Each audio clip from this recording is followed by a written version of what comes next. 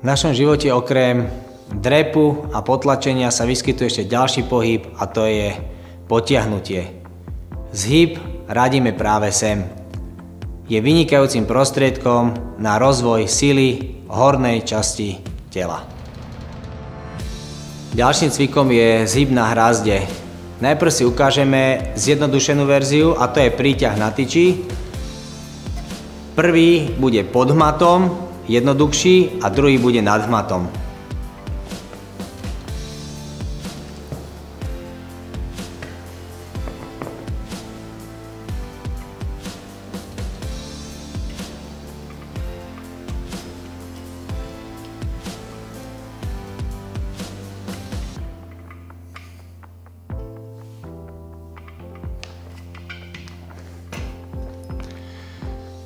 To boli dva jednoduché cviky, príťahy na hrazde pre tých, ktorí ešte nevedia urobiť zhyb na hrazde správne.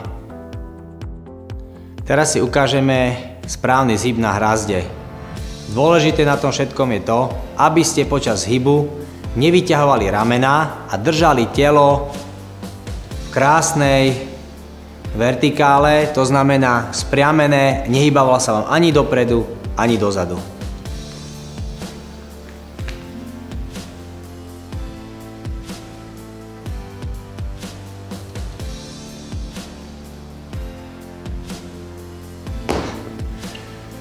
No, toto bol správny zhyb. Teraz si ukážeme najčastejšie chyby, ktoré robíte počas zhybu.